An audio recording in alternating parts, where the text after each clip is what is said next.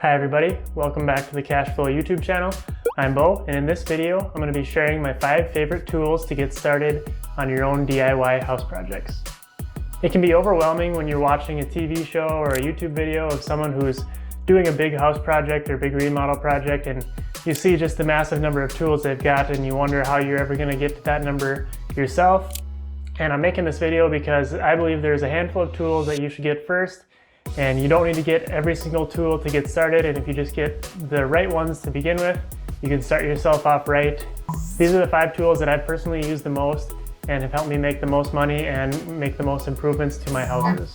In fact, before I ever flipped any houses or did any real house projects before, I was in college still, and I actually would sell furniture that I made on Craigslist and Facebook Marketplace. I had gotten a drill for Christmas one year, and then I borrowed my dad's miter saw because he wasn't using it very much. And the first items that I started making were actually headboards. And then I branched off into coffee tables and end tables. And I would just make this furniture in my apartment garage on the nights and on weekends. And I would throw them up on Craigslist, put them for sale for 100, 150 bucks, whatever the case may be. And would get people that would call or text, and they'd come pick it up, or I had a pickup, so sometimes I would deliver them the furniture for a fee as well. And doing that is how I actually expanded my tool arsenal. I would take my tools that I started with, and then with each time that I made more furniture and I would sell it for a profit, I would take that money and buy more and better tools so I could do more creative projects and make more money. And it just kind of was a snowball from there. And it was a great way to get into tools without having to spend a lot of my own cash, really. I ended up buying a better drill and returned my dad's miter saw and got a saw of my own. And from then, I really haven't stopped buying tools since.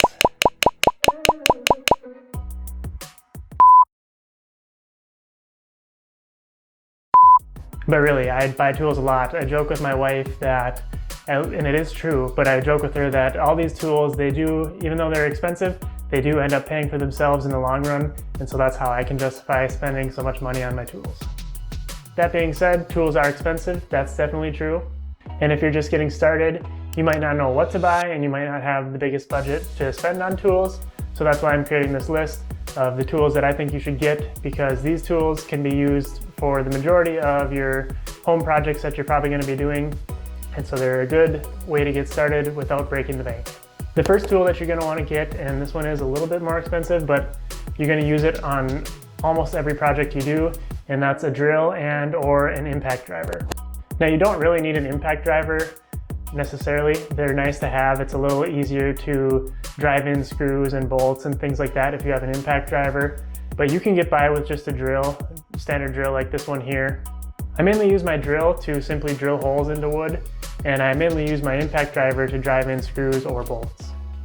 But you can drive in screws and bolts with your drill as well. So if you want to save a little bit of money, you could just get the drill, but a lot of times they'll be sold in a set, and it's not that much more expensive to just get both, and then you'll be set.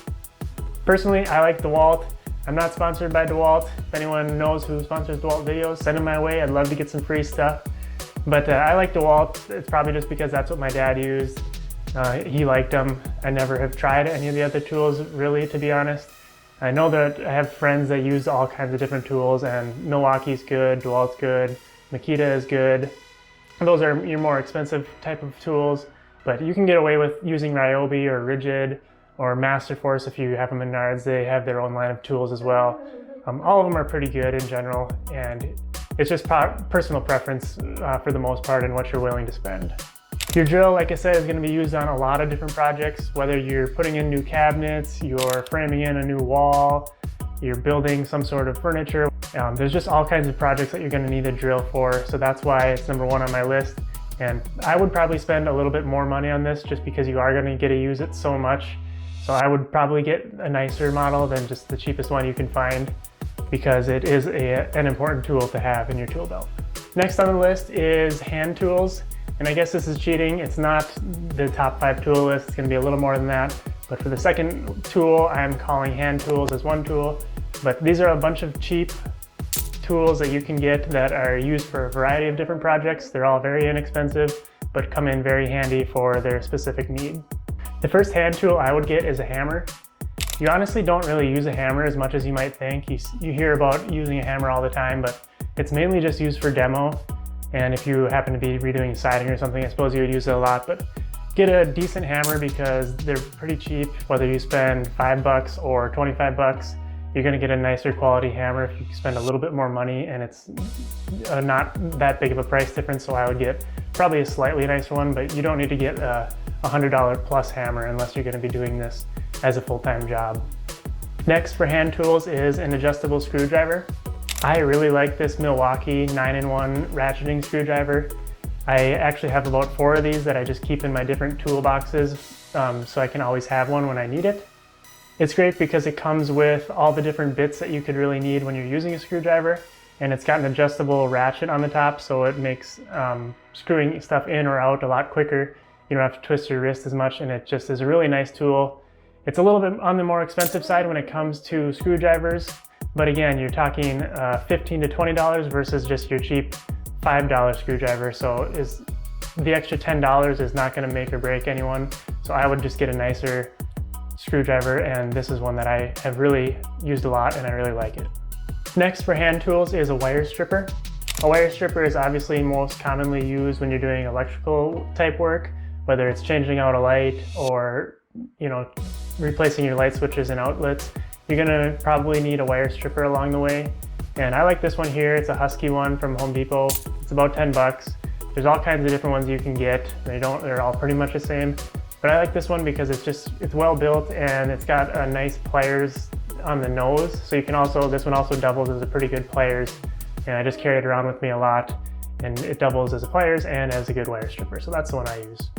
Last one for hand tools is an adjustable wrench.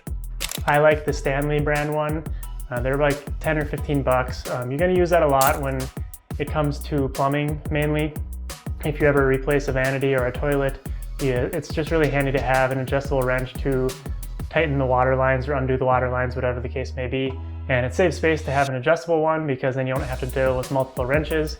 And I also like to just keep one in my vehicle just in case you ever need a wrench. So that's another good reason to get an adjustable wrench. Moving on now to bigger and more expensive tools. Next on the list is a miter saw, or often called the chop saw. Now it's true these are pretty expensive and you don't necessarily need one depending on what your plans are. You can get away with a handheld circular saw, but in my opinion, getting a nice miter saw is a very important tool to have in your garage because it just has so many things that you can do and you can be much more precise with what you're trying to cut. I personally have a Rigid brand miter saw and I'm really happy with it. It's got an LED light that shows exactly where the blade is coming down at, so you know exactly where your cut is going to line up. So I would definitely look for something that has either a laser line or an LED light when you buy it. You might have to spend a little more, but especially when it comes to like fine trim work and things like that, it's very nice to know exactly where your blade is going to end up cutting the wood, and it'll save you a lot of time and effort in cutting. In my experience, a miter saw is somewhere where you don't necessarily need to go with the high-end brand name tools. You can get by with a more inexpensive, lower quality tool that's still going to get the job done very well. And like I said, there's just a lot of use for this tool, if you're going to be trimming out a house, putting baseboard trim or window trim around anywhere, you definitely are going to want a miter saw because it's really hard to make angled cuts and to get precise cuts with just a circular saw. So if you're going to be doing that, you definitely want one. Or if you're building a wall or building any type of furniture, a miter saw also is going to come in very handy to cut all your boards to the right length and nice and square. When it comes to miter saws, there are a lot of variables and it can be overwhelming when you're shopping for one. The cost is going to be anywhere between $150 on the low end to up to $500 if you want to get the nicest brand name option. The main thing when it comes to choosing one is going to be your blade size. Generally, it's either going to be a 10-inch blade or a 12-inch blade. And the difference there is just how big your blade is and how thick and wide of material you can cut through. Another main option to choose between is whether or not you want a standard chop saw or a sliding miter saw, which has a sliding function so you can cut even wider boards. Personally, I would just get a 12-inch non-sliding miter saw.